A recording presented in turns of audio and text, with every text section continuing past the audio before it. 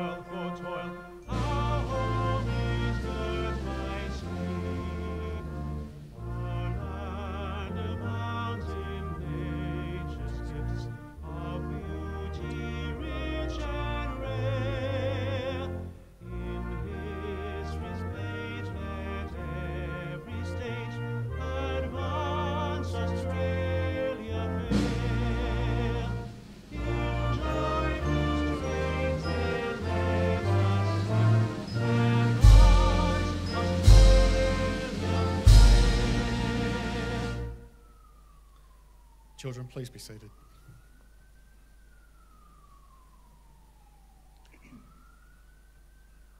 The Australian War Memorial was the vision of Charles Bean, Australia's First World War official historian.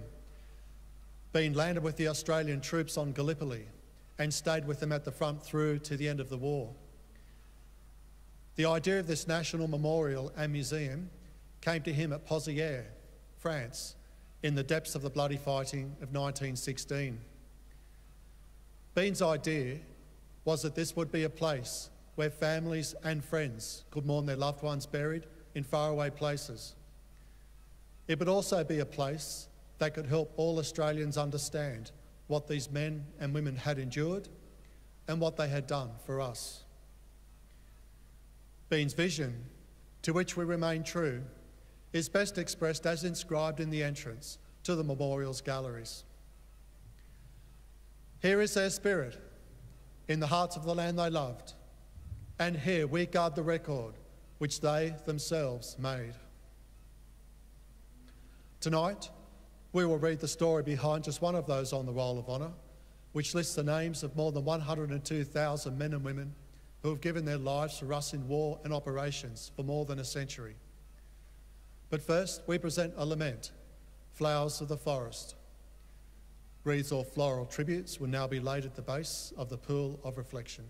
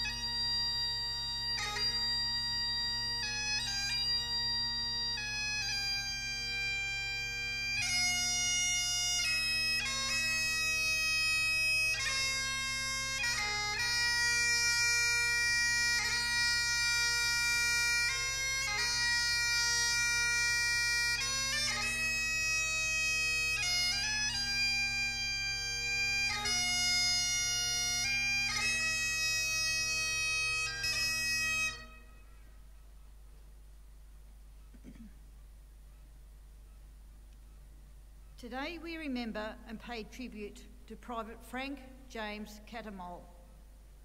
Frank Cattermole was born in 1899 in Jerraput, Victoria, one of 4 sons and 4 daughters born to William and Amelia Cattermole. His father worked in Jerraput as a brickmaker for some years before moving to Rainbow, Victoria, where he took up farming. In 1905, the family moved to Tatiara, near Bordertown in South Australia, where Frank's father worked as a brickmaker. Frank attended the local state school in Bordertown and went on to work as a baker's assistant in the district. Frank's older brother John had enlisted in the Australian Imperial Force in 1915 at the age of 21. At that time, Frank was only 16 years old, but in February 1917, shortly after his 18th birthday, he enlisted in the AIF with his parents' consent and began an extended period of training in Australia. His departure seems to have been delayed because of having to seek treatment at the Mitcham Clearing Venereal Hospital on Torrens Island during his training.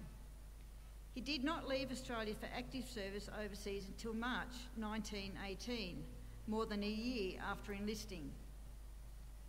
He was posted to the 48th Battalion and first went to England to continue his training. Shortly after his arrival, he was sent to hospital for several weeks, returning to his battalion on the Salisbury Plain in late May 1918. A week after returning to training, Private Cattermole was again admitted to hospital, this time suffering from bronchitis. 2 weeks later, he died in the New Zealand General Hospital in Codford, Wiltshire, never having seen action. He was buried with full military honours in the cemetery at Codford St Mary, with a number of his mates from his reinforcement unit in attendance. Private Cattermole had been very popular with those around him, and it was later reported that his loss was very keenly felt. William Cattermole chose the words on his son's grave. They read, "Dear boy, you have gone, but we can never forget your smiling face." Frank James Cattermole was 19 years old.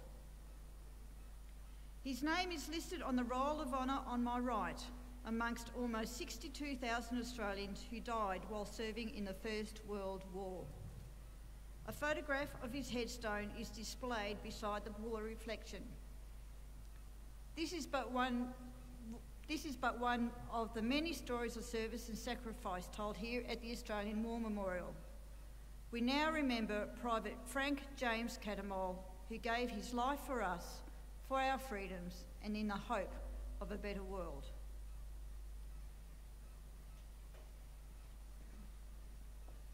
Please stand for the ode and the sounding of the last post.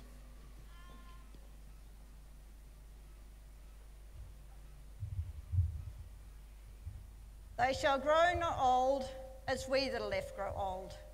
Age shall not weary them, nor their years condemn. At the going down of the sun and in the morning we will remember them. We'll remember them.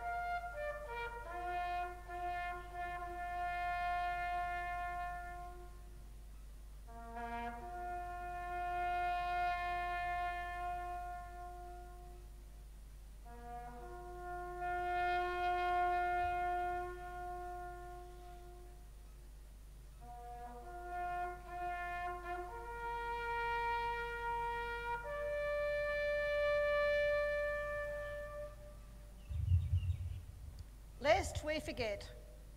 Lest we forget.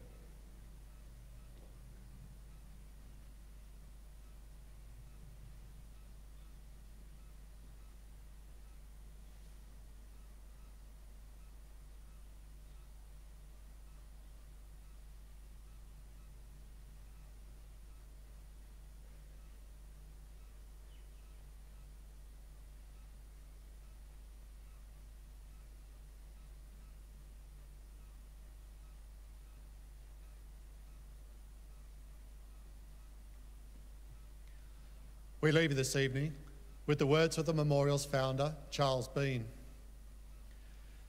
Many a man lying out there at Pozieres or in the low scrub at Gallipoli, with his poor, tired senses barely working through the fever of his brain, had thought in his last moments, well, it's over.